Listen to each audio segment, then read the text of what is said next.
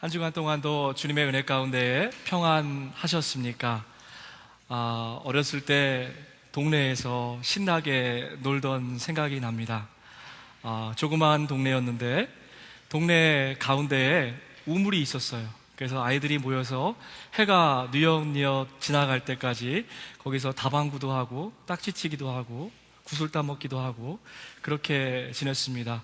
그 옆에는 두부 공장이 있었고 또 오른쪽에는 아이스케키 공장이 있는 그러한 재밌는 동네였습니다.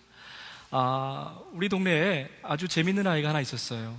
덩치도 크지 않고 힘도 세지 않은데 고개를 아주 빳빳하게 들고 다니는 어린아이가 하나 있었습니다. 왜 그랬냐 그러면요, 수만 틀리면은 한마디 하는 거예요. 형아! 이렇게 불러요. 그럼 집에 있던 형이 뛰어나와서 모든 문제를 다 해결해 줍니다. 힘은 세지 않았지만 믿는 백이 있었던 거죠.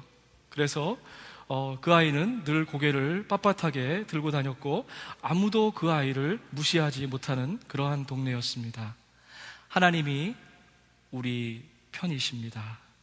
하나님이 내 편이다.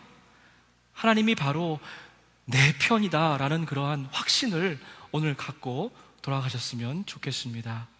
정말로 답답한 것은 하나님이 내 편이라는 이 중요한 사실을 우리가 너무나도 쉽게 잊고 산다는 것이죠.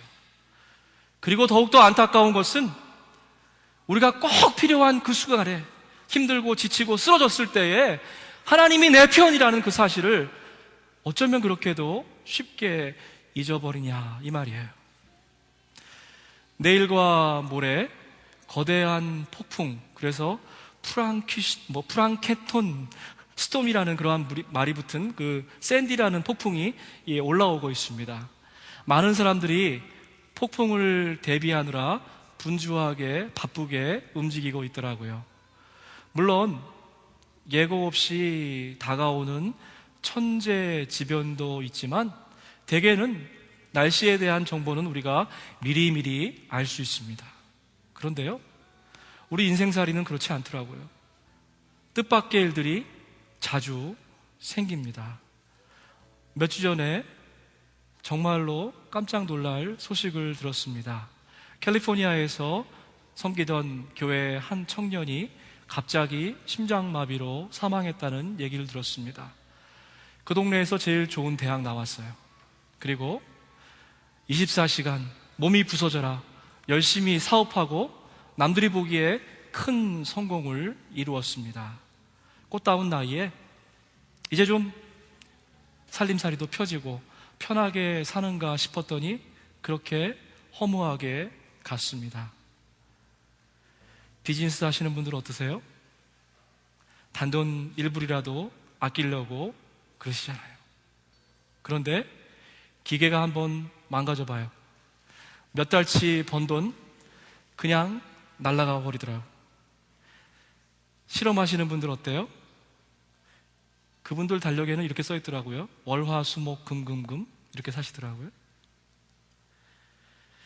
아이들 밥은 제때 못 챙겨줘도 실험실에 있는 쥐하고 세균은 꼬박꼬박 찾아가서 제 시간에 밥 먹이잖아요.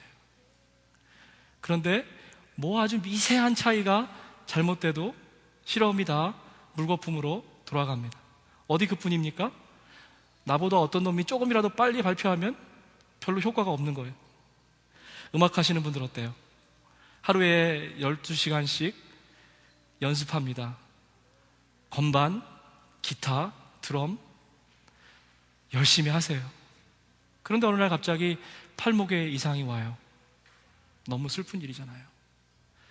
우리 지난번에 보니까 희재 형제가 아주 노래를 잘하던데, 성악하시는 분들, 또 저기 팔짱 끼고 있는 우리 클라리넷 하는 우리 정무 형제, 몸이 악기예요. 그런데 목에 이상이 와요. 얼마나 안타깝습니까? 뜻하지 않는 이러한 인생의 걸림돌을 만날 때가 참으로 많다 이 말이죠. 아픈 게 청춘이라지만 20대에 꿈이 없는 사람이 어디 있어요? 그런데 결혼하고 나면 내 꿈은 다 접고 배우자의 꿈, 아이들의 꿈을 쫓아서 사는 그러한 삶이 시작됩니다. 저도 지나고 보니까 30대는 왜 이렇게 바쁜지 모르겠어요. 뭔가 풀릴 듯 그러한 삶인데 결국은 풀리지 않는 그러한 답답함 가운데에 30대를 보낸다 말이죠. 40대는 또 어떻습니까? 아파도 아플 겨를이 없는 게 40대라 그러더라고요. 50대는 어때요? 이제 좀 열심히 일하고 편해질만 하니까 아직도 내가 책임져야 될 큰 아이들이 있다 이 말이에요. 옛날에는 60대를 가리켜서 노년이라고 그랬는데 요즘 그렇게 하지 마세요. 적어도 80살이 지나야 노년이라고 그럽니다. 60대, 70대는요 이제 장년이다 이렇게 얘기해요. 어른신이다 이렇게 얘기합니다. 점점 나이가 들수록 주변에 베풀고 싶은 마음이 많이 생겨요. 그런데 이제 나이가 드시면 드실수록 점점 자식들에게 또 누군가에게 의존해야 된다는 것이 우리의 마음을 참 힘들 때가 있습니다. 한마디로 얘기하면 이래요. 인생은 끊임없이 뜻하지 않는 것들에 그러한 일들이 생기는 것의 연속이다라고 얘기할 수 있습니다. 그래요. 제 삶을 돌아봐도 그렇습니다. 제 인생 계획표에 의하면요, 지금쯤이면 제가 미국에 있는 게 아니라 어디 중국이나 일본에 가 있어야 돼요. 가서 학생들 가리키면서 선교사 / 교수로서 삶을 살고 있어야 됩니다. 그런데 하나님께서는 저를 그렇게 부르시지 아니하시고 풀타임 패스터로 저를 불러주셨습니다. 누가 좀 물어봐 줬으면 좋겠어요. 목사님, 후회 안 되십니까? 지금 목회하시는 거 만족스러우세요? 그렇게 물으신다면 저는 두 단어로 대답할 수 있겠습니다. 하나는 감사, 또 하나는 기쁨입니다. 부족한 제가 주님의 교회, 그리고 너무나도 훌륭하시고 사랑스러운 성도님들을 섬길 수 있다는 것, 그것이 저에게 큰 감사입니다. 또 한 가지 저에게 기쁨이 있는데, 목회를 시작하면서 절대로 변하지 않을 것 같은 분들 계셨어요. 그런 분들이 가랑비에 옷 젖듯이 조금씩 변한다는 거예요. 뿐만 아니라 저도 변하고 있다는 것을 발견했습니다. 함께 우리가 성장하고 있다는 것, 이것이 얼마나 저에게 큰 기쁨인지 모르겠습니다. 혹시라도 오늘 우리들 가운데에 내 인생이 뜻대로 풀리지 않는다고 답답해 하시는 분들 계십니까? 혹시라도 주변에 있는 분들 보니까 그저 빨리빨리 잘 가는데 왜 나만 느릿느릿 가냐고 분통 터져 하시는 분들도 계세요? 도대체 언제쯤 나는 저 양반이 올라간 자리에 올라갈 수 있을까? 초조해 하시는 분들도 계십니까? 우리의 삶은 어쩌면 페이첵 투 페이첵, 그저 한 달, 한 주 월급 받는 것, 주급 받는 것 가지고 살아가는 그러한 삶인지도 모르겠어요. 오늘 말씀은 바로 이런 분들을 향한 말씀입니다. 남편이 들었으면 좋겠다, 아내가 들었으면 좋겠다, 이렇게 얘기하지 마세요. 자, 여러분, 성령님께서 오늘 여러분에게 세밀한 음성으로 말씀할 수 있도록 여러분의 마음의 문을 좀 활짝 열기 원합니다. 우리가 분명히 아는 사실 하나가 있는데, 그것은 우리의 삶이 변화무쌍하다는 거예요. 계속해서 바뀐다는 것입니다. 우리의 삶은 마치 아지랑이와 같아서, 미꾸라지 같아서 아무리 우리가 꼼꼼히 예측하고 계획할지라도 절대로 우리 손으로 잡을 수 없는 것이다. 이것이 우리의 삶이라는 것입니다. 사랑하는 여러분, 이 사실을 아는 데만 저는 오랜 세월이 걸렸습니다. 오늘 말씀 잘 들으기 원해요. 여러분, 오늘 말씀을 잘 들으면 여러분 인생에 수지 맞는 일이 생깁니다.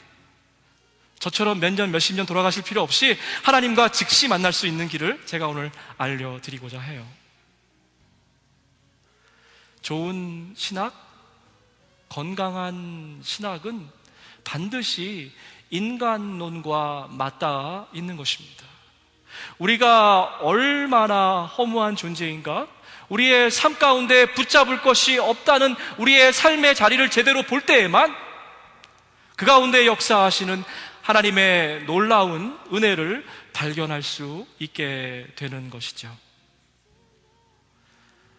사랑하는 여러분, 인생의 변수 때문에 자꾸 바뀌는 그러한 것들 때문에 고민하고 걱정하지 마시고 변하지 않는 인생의 상수를 꼭 붙잡으세요. 상수하니까 우리 김상수 형제가 생각나네요. 우리 이동훈 집사님 동서인데 무슨 뚱딴지 같은 소리입니까? 우리가 그토록 간절하게 추구하고 붙잡으려고 노력하는 것들이 뭐예요? 돈이에요? 명예입니까? 권력이에요? 다른 사람한테 인정받는 거예요? 다 좋습니다. 여러분, 제가 그런 것들 반대하는 게 아니에요. 사실은 새벽마다 이렇게 기도합니다. 우리 교회 교우들 가운데, 또 특별히 우리 어린 자녀들 가운데에 노벨상 받는 사람 나오게 해주세요. 이렇게 기도합니다. 위대한 기독교 실업인이 나오게 해주세요. 기도합니다. 위대한 음악가들이 나오게 해주세요. 기도해요. 여러분, 그렇게 되면 아마 신문이나 각종 매스미디어에서 막 인터뷰하자고 쇄도할 거예요. 저도 꿈은 야무져서 저한테는 아마 그런 데서 연락이 안 오겠지만 기독교 신문에서 연락이 올 것 같아요. 그래서 인터뷰를 미리 준비하고 있습니다. 그분은 하나님의 사람이었습니다. 하나님의 뜻대로만 사셨습니다. 저는 미리 준비하고 있어요, 여러분. 그런데 중요한 것은 왜 그러한 자리에 가야 되는가? 왜 내가 노벨상을 타야 되는가? 왜 내가 기독 실업인으로 성공해야 되는가에 대한 목적과 방향성이 있는가예요. 그렇게 되지 말라는 것이 아닙니다. 왜 그러한 자리에 가야 되는가? 나는 왜 위대한 연주가가 돼야 되는가? 여기에 대한 분명한 답이 있어야만 한다는 것입니다. 단순히 막연하게 등 따숩고 편하니까 안정된 삶? 그런 거 원하세요? 그런 거 아니잖아요. 목사님, 뭐가 나빠요? 왜 나쁩니까? 이민자로 미국 생활을 살면서 믿을 게 돈밖에 더 있어요? 버젓한 학벌밖에 더 있습니까? 라고 말씀할지도 모르겠습니다. 아니에요. 아니에요. 아니에요. 돈도 명예도 졸업장도 언젠가는 없어질 변하는 것들이에요. 오늘이나 내일이나 어디 먼 곳에 가서 1년 장사를 해서 큰 돈 벌겠다고 생각하는 사람들아, 들어라. 너희가 무엇이냐? 잠깐 있다 없어질 아침 안개 같지 않느냐? 너희의 생명이 무엇이냐? 잠시 있다 없어질 풀과 같은 것이다 라고 말씀하시는 것입니다. 우리의 유학 생활이 뭡니까? 마치 오늘 야고보서에 나온 그런 사람과 같잖아요. 한 해, 두 해, 뭐 길게는 5년, 6년 보스턴 땅에서 있으면서 졸업장을 따겠다고 생각하는 자들아, 들으라, 이 말씀이에요. 비즈니스 하는 분들도 마찬가지예요. 지금 비즈니스 하시는 분들 중에서 평생 그 비즈니스 하고 싶다고 하는 분 없을 거예요. 3년, 5년 열심히 일해서 더 좋은 비즈니스, 그렇죠? 아니면 더 큰 돈 벌어서 조기 은퇴, 뭐 이런 거 생각하시는지 모르겠어요.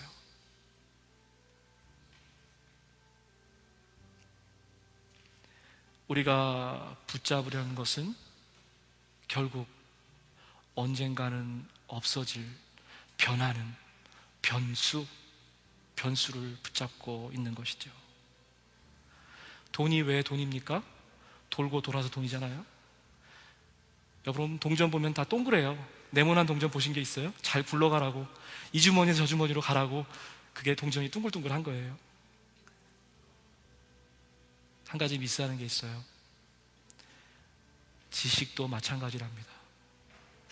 우리가 연주하는 우리의 연주 달란트도 마찬가지예요. 결국은 계속 업데이트 되지 못하면 퇴화되게끔 돼 있어요. 제가 학교에 있을 때 귀에 못이 받도록 지도교수한테 들은 말이 있습니다. Publish or perish. 논문을 내지 못하면 결국은 멸망한다는 거예요. 삶의 목적과 방향성을 늘 바뀌는 변수에 둔 사람들은 이렇게 피곤하고 지치고 쫓기는 삶을 살 수밖에 없다는 거예요. 세상은 빛의 속도로 눈부시게 바뀌고 있습니다. 그것을 바둥바둥 쫓아가다 보니까 우리는 늘 바빠서 떡만 먹고 살아요. 무슨 떡? 헐레벌떡.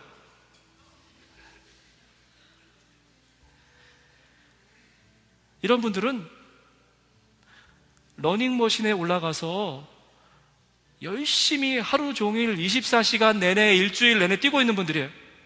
자기의 맥시멈 스피드가 7이에요. 근데 옆에를 이렇게 보니까 옆에 있는 몸짱 아저씨는 10으로 뛰고 있는 거예요. 나도 10으로 올렸어요. 얼마나 힘들겠어요, 여러분. 그게 우리의 삶이라는 겁니다. 인생의 상수, 변치 않는 그 무엇, 그거 오늘 발견하기 원해요. 그리고 그 인생의 상수, 절대로 변하지 않는 것, 신실하신 하나님만 오늘 붙잡기 원합니다. 여러분, 이것만 알아도 우리 인생의 성공 절반을 한 거예요. 뭐가 변수이고 뭐가 상수인지만 알아도 우리는 거진 성공한 거예요. 오늘 말씀은 아주 구체적으로 우리가 붙잡아야 될 인생의 상수에 대해서 이야기하고 있습니다. 여러분 가지고 있는 성경을 보면 대부분의 성경이 31절에서 39절까지 끊어 읽게 했어요. 그런데 오늘 우리는 본문 말씀을 좀 이상하게 끊어 읽었습니다. 30절부터 읽었어요. 그 이유는 30절에 중요한 메시지가 담겨 있기 때문에 그래요. 30절이 오늘 그 뒷부분을 이해할 수 있는 중요한 키워드이기 때문에 30절부터 읽었습니다. 하나님께서 이미 정하신 사람들을 첫 번째 뭐라고요? 부르셨다라고 기록됐어요. 또한 부르신 사람들 두 번째 뭐라고요? 의롭다 하셨다라고 얘기했어요. 의롭다 하신 분들을 뭐라고요? 세 번째, 영화롭게 하셨다. 하나님 어떤 분이세요? 인생의 변수만 붙잡고 허망하게 사는 우리들에게 찾아오셔서 이렇게 세 가지로 오늘도 또 종합 선물을 주신다는 거예요. 불러주셨어요. 의롭다 하셨어요. 그리고 영화롭다라고 하셨답니다. 자, 첫 번째, 하나님이 우리를 먼저 불러주셨어요. 많은 사람들이 착각하는 게 있습니다. 내가 하나님을 불렀다라고 생각해요. 내가 하나님을 발견했다라고 생각해요. 내가 하나님께 나아갔다라고 착각합니다. 그게 아니에요. 하나님께서 먼저 우리 삶 가운데 찾아오셨습니다. 하나님께서 저와 여러분을 이름으로 불러주셨어요. 어느 시인이 시귀에 그렇게 썼더라고요. 그대가 내게 다가와 내 이름을 불러주었을 때 나는 그대를 위한 꽃이 되었다. 이거 얼마나 멋있어요. 이름만 불러줘도요, 내 이름만 알아줘도, 나를 인정만 해줘도 나는 그대를 위한 꽃이 되겠다는 거예요. 얼마나 아름답습니까? 하나님은 우리에게 이렇게 말씀하세요. 두려워하지 말아라. 내가 너를 지명하여 불렀나니. 내가 너를 지명하여 불렀나니 너는 내 것이라. You are mine. 하나님은 너는 내 것이다 라고 오늘 말씀하시는 겁니다. 결혼을 앞둔 분들 계세요? 사랑하는 남자친구, 여자친구한테 가서 너는 내 것이다 이렇게 하세요. 선포하세요. 지명하여 부르세요. 이게 재권사님이 안권사님한테 쳤던 방법이라고 그러시더라고요. 너는 내 것이라. 찜해놓는 거예요.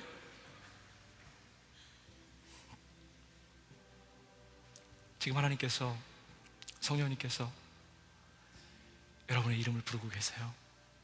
만약 여러분이 여러분 영혼의 귀를 열고 세밀하게 그분의 음성에 귀 기운다면 여러분 분명히 지금 여러분의 이름이 여러분 마음 가운데 들릴 것입니다.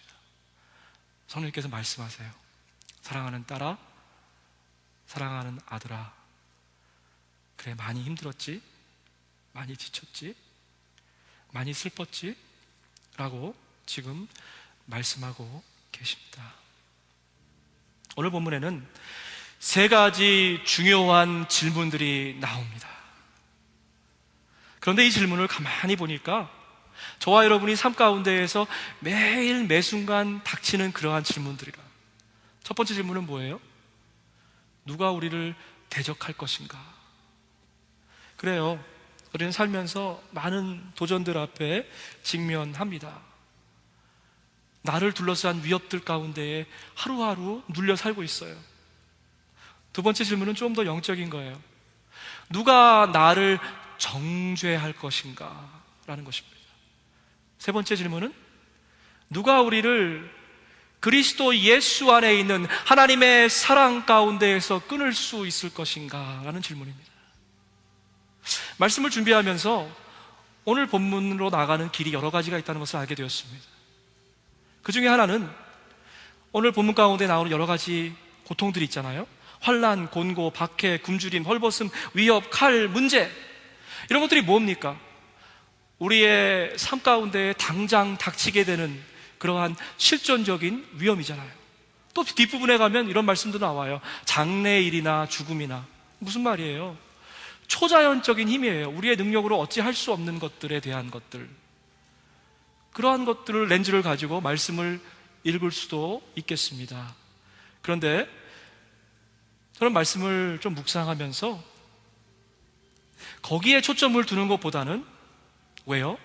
그러한 것들은 늘 바뀌는 것이니까, 그러한 것들은 우리 인생의 변수이니까, 그거보다는 하나님의 사랑, 하나님께 초점을 맞춰서 오늘 말씀을 읽었으면 좋겠다. 그래서 특별히 30절 말씀을 제가 앞부분에 붙여놓은 것입니다. 하나님이 내 편, 하나님이 내 편이시다. 여러분 생각만 해도 얼마나 익사이팅해요. 하나님이 내 편이시다. 얼마나 익사이팅해요. 때로 우리는 골목에서 코 올리는 그 어린애보다도 믿음이 약한 적인 것 같아요. 그 아이는 형아가 내 편이라는 믿음이 있었어요. 그렇기 때문에 언제든지 문제 상황이 닥치면 형아! 하고 부르더라고요.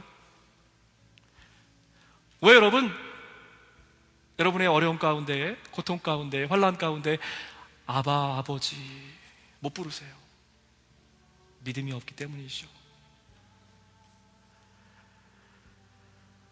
우리 곁에, 바로 여러분 곁에서, 아니 우리 안에서 살아 역사하시는 하나님의 그 사랑, 그 사랑에 대한 믿음이 없지는 않으십니까? 여러분 저와 함께 오늘 믿음으로 한번 선포해 봤으면 좋겠어요. 저를 따라서 크게 외쳐보십시다. 하나님이 내 편이십니다. 아침 안 드셨어요? 다시 한번 크게 하십시다. 하나님이 내 편이십니다. 아멘.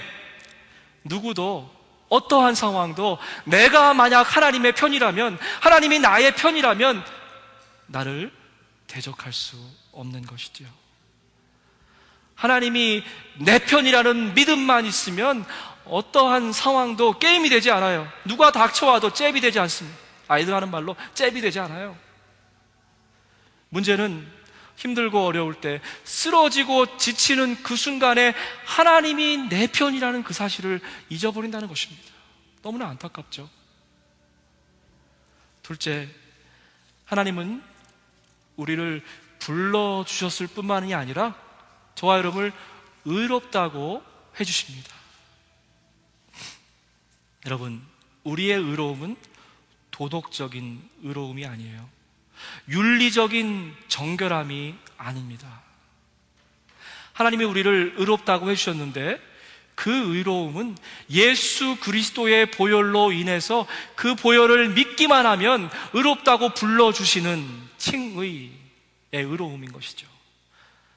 다른 모든 종교들과 기독교가 구별되는 가장 큰 것이 있는데 우리의 의로움에 대한 이해인 것입니다. 다른 종교들에서는 이렇게 얘기해요. 내가 열심히 살고 착한 일 많이 하고 의롭게 살면 내 힘으로, 자력으로 구원받는다라고 얘기해요. 여러분, 우리가 오랫동안 지금 몇 달 동안 로마서 공부해 왔잖아요. 로마서 그 서문에 의하면 절대로 우리의 힘으로 구원받을 수 없다는 거예요. 그게 기독교가 얘기하는 복음의 근간, 그 바탕이 되는 것입니다. 의인은 없나니 하나도 없느니라. 죄의 삭은 사망이요 라고 얘기하는 것이 기독교가 얘기하는 인간론의 시작인 것입니다. 누가 감히 하나님께서 우리를 불러주셨어요. 그리고 하나님께서 의롭다고 우리를 그리스도의 보혈로 덮어주셨습니다. 여러분, 6월절이 왜 6월절이에요? 패스 오버잖아요. 그 문설주에 그 안에 어떠한 인간이 들어가 있더라도, 어떠한 죄진자가 들어가 있더라도 그 문설주에 그리스도의 보혈을 바르기만 하면 의롭다고 인정해 주는 거잖아요. 하나님이 우리를 불러주셨어요. 우리를 의롭다고 해주셨습니다. 그런데 누가 우리를 정죄할 수 있겠냐 말이에요. 사탄은 우리를 정죄합니다. 5년 전에, 10년 전에 실수했던 것, 그 일 가지고 우리를 정죄해요. 이번 주간 동안에 하나님 앞에서 범죄한 거 있으면 그거 갖고 정죄해요. 늘 양심은 우리를 정죄합니다. 사탄은 그거를 앰플리파이, 증폭시켜서 너 그래, 그런 놈이야, 그거밖에 안 돼, 네가 무슨 예배를 드리냐, 네가 무슨 교회 집사야, 이렇게 얘기합니다. 오늘 우리가 분명히 알아야 될 것은 뭐냐면, 하나님께서 우리를 불러주셨고 그분이 우리를 의롭다고 하셨기 때문에 어느 누구도 우리를 정죄할 수 없다는 것입니다. 이 믿음 가운데 거하기 원해요. 여러분, 지금 아직까지도 여러분 마음 가운데 해결되지 않은 죄의 문제가 있어요? 어떠한 문제 때문에 늘 정죄당하는 그런 것도 있습니까? 나사렛 예수의 이름으로 결박하세요. 그것을 물리치시기 원합니다. 그리고 자유함을 얻기 원해요. 그것이 오늘 하나님께서 우리에게 주신 두 번째 선물이에요. 의롭게 해주셨다라는 것입니다. 세 번째는 뭐냐면, 하나님이 우리를 불러주셨고 의롭게 해주셨고, 그뿐만이 아니라 우리를 영화롭게, glorify, 영화롭게 해주셨다는 거예요. 여러분, 한번 생각해 보세요. 우리는 아무 자격도 없습니다. 하나님이 우리를 불러주실 것 같지도 않은 존재예요. 우리를 의롭다고 해주시는 것도 너무 과분해요. 그런데 이제는 그 차원을 넘어서 우리를 영화롭다, 존귀한 존재다, 거룩한 제사장이다, 왕같은 백성이다, 이렇게 하나님께서 말씀하시는 거예요. 그게 바로 오늘 아까 불렀던 그 사랑, 끊을 수 없는 그 사랑, 그 사랑이 우리 안에 물밀듯 오늘 밀려오는 겁니다. 하나님은요, 제가 지나면서 생각해 보니까 하나님 바보예요. 하나님은 정말로 바보 같으신 분이에요. 왜냐하면 저와 여러분에게 모든 걸 다 주시는데요, 하나도 숨겨놓은 게 없으세요. 뒤에다가 감춰놓은 게 없으세요. 다 주시기로 아예 작정을 하셨어요. 우리 옛말에 그런 말 있잖아요. 간도 빼주고 쓸개도 빼주는 놈, 이런 말 있잖아요. 우리가 어떤 사람을 사랑할 때 무슨 말, 뒤집어서 얘기하면 무슨 얘기냐면, 간과 쓸개는 빼주지 말라는 거예요. 왜 그래요? 간하고 쓸개를 빼주면 죽어요. 그런데요, 우리 주님은 우리를 위해서 간과 쓸개를 빼주셨어요. 주님의 사랑은 다 내어주는 사랑이에요. 아들을 주시니가 무엇을 더 주지 않으시겠느냐, 이 말씀이 이 말씀이에요. 주님께서 저와 여러분을 위해서 십자가에 달려 돌아가 주셨는데, 아들을 주신 하나님께서 우리에게 뭘 감춰주시겠냐, 이런 말이에요. 다시 한번 중요한 세 번째 질문으로 돌아갔으면 좋겠습니다. 누가 우리를 그리스도의 사랑에서 끊을 수 있겠습니까? 우리 개역 성경에는 끊는다라는 말로 되어 있지만, 원어적인 의미를 보면 separate, 분리한다, 떼어놓는다라는 그런 말입니다. 그런데 그 말을 히라보로 더 깊이 들어가 보면, 끊는다는 말은 무슨 말이냐면요, 스페이스, 공간이 생긴다는 말이에요. 여러분 핸드폰들 다 가지고 계시잖아요. 그거 상하지 말라고 앞에다가 무슨 딱지 같은 거 붙이죠. 비닐을 하나 붙이잖아요. 그거 뭐라고 부르는지도 모르겠습니다. 전 해본 적이 없어서. 그런데 시간이 지나면 조그만 공기가 거기 들어가요. 기포잖아요. 공기가 생기기 시작하면 그 공기가 점점 밀어내가지고 그 딱지가 떨어져요. 오늘 저와 함께 생각해 보십시다. 하나님과 나 사이에 멀어지게 만드는 스페이스, 공간이 생기게 만드는 그러한 공기 구멍이 있습니까? 어떤 분들은 그게 돈에 대한 집착일 수도 있어요. 돈 때문에 예배 못 나옵니다. 어떤 분들은 자식에 대한 열정일 수 있어요. 그것 때문에 하나님이 우선순위에서 밀려요. 어떤 분들은 인간 관계 때문에 주님께 나오는데 방해가 되는 분들도 있어요. 비유를 생각해서 얘기하자면 하나님과 나 사이에 공기가 들어가기 시작한 거예요. 그러면 어떤 현상이 벌어지냐면 언젠가는 떨어져요. 하나님의 사랑은 끊을 수 없는 사랑이지만 그것으로부터 우리가 분리되는 방법은 우리의 욕심과 정욕의 공기가 들어갈 때 그렇게 된다는 것이죠. 우리의 인생에 뜻하지 않은 불청객들이 다가옵니다. 건강에 이상 신호가 들어오고요, 재정적인 어려움 겪을 때가 있습니다. 그 순간에 하나님의 사랑 가운데 거하십시오. 하나님이 여러분과 함께 하십니다. 다니엘의 친구들이, 세 친구가 풀무 가운데 들어갔을 때 육신의 눈으로 봤을 때는 3명밖에 없었지만 영의 눈을 뜨고 봤을 때 그 안에 4명이 있었습니다. 성령님도 그 가운데 계셨던 거죠. 여러분이 고통당할 때에 혼자 고통당하고 있다라고 착각하지 마십시오. 예수님께서 여러분과 함께 여러분의 십자가를 지고 계십니다. 성령님께서 말할 수 없는 탄식으로 여러분을 위해서 오늘도 기도하고 계십니다. 하나님의 끊을 수 없는 그 사랑이 여러분의 환난의 시간 가운데 함께하고 있다는 것입니다. 언제나 변하지 않는 신실하신 하나님의 사랑, 그것만을 붙잡기 원합니다. 오늘 본문은 위대한 선언문으로 끝납니다. 우리는 모든 일에 한 가지 일, 두 가지 일 아니에요.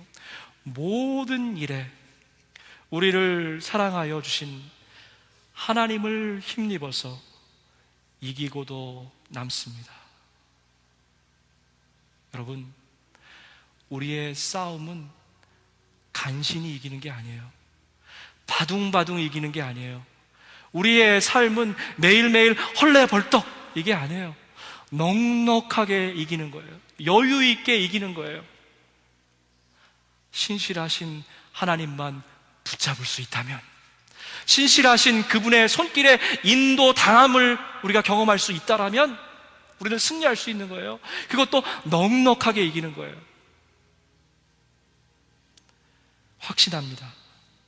죽음도 삶도 그 어떠한 것이라도, 높음도 깊음도 그리스도 예수 안에 있는 하나님의 사랑 가운데에 저와 여러분을 결코 끊어낼 수 없습니다.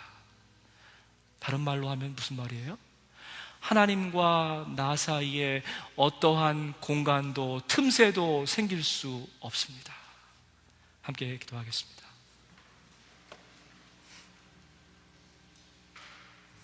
하나님, 이 시간 하나님과 나 사이에 생긴 틈새를 발견하게 하옵소서. 성령님, 각 심령 가운데 찾아가 주셔서 하나님과 틈바구니가 생기게 하는 우리의 정욕과 욕심을 적나라하게 들어보게 하시옵소서. 사랑하는 성도 여러분, 성령님께서 지금 여러분 마음 가운데 말씀하기 원합니다. 여러분의 이름을 불러 말씀하십니다. 그리고 이런 문제 때문에 하나님과 거리가 생겼더라고 친절하게 알려주십니다. 여러분 좀 그 음성을 듣기 원합니다.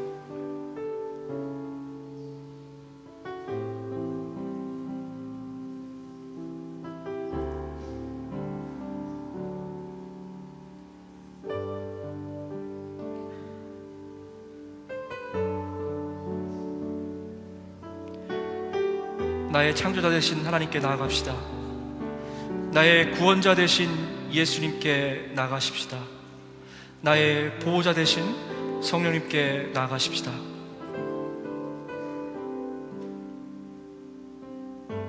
하나님, 이 시간도